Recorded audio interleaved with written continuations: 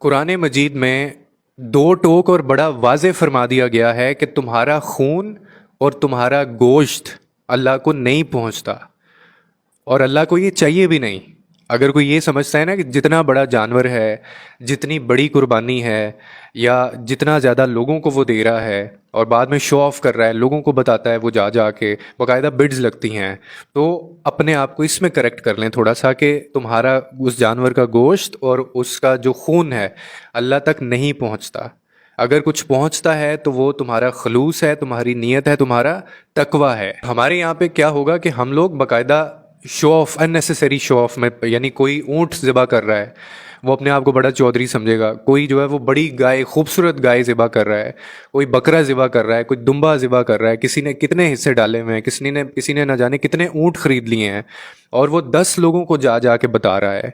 یہ essence of قربانی نہیں ہے۔ یہ چیزیں قربانی کی روح کو اور اس کی جو ایک روحانی قیمت ہے نا، یہ اس کو کم کر دیتا ہے۔ آپ کا یہ جو عمل ہوتا ہے بڑی سے بڑی، یعنی آپ جانور کی قربانی کر کے پھر اترا رہے ہیں اس کے اوپر، 4 4 5 5 جانور آپ نے ذبح کیے، تو گوشت تم نے خود کھایا، اور پھر یا تم نے اپنے وہ حلقہ احباب میں تقسیم کیا، دوستوں یاروں کو آپ نے کھلایا۔ اس کے علاوہ آپ نے اپنے لیے وہ ساری چیزیں رکھی، آپ نے جو خون تھا وہ گلیوں میں بہہ گیا، تو اللہ تک تو نہ پہنچا نا، اور نہ یہ پہنچتا ہے۔ تو کیا پہنچا اللہ تک؟ تمہارا تقوی اور تمہارا خلوص اور تمہاری نیت، اور اس طرف ہمارا دھیان ہوتا ہی نہیں ہے۔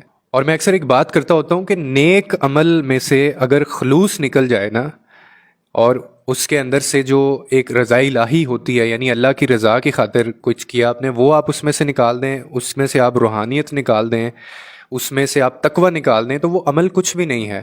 وہ دنیا میں تو کیا، آخرت میں بھی آپ کو اس عمل کا کوئی نفع نہیں ملے گا، نہ پہنچایا جائے گا آپ تک۔ تو اس لیے خلوص ہے تو تھوڑا عمل بھی جو ہے نا، وہ اللہ کی بارگاہ میں بہت بڑا اس کا صلہ دیا جائے گا۔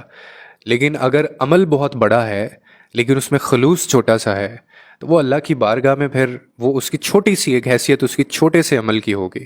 تو اسی لیے کوشش کریں کہ اوائڈ کریں شوئنگ آف میں سے، اس میں پڑھے نا۔ دوسرا، اللہ اس میں خلوص شامل کریں جتنا آپ کر سکتے ہیں، اور اترائیں مت اس کے اوپر۔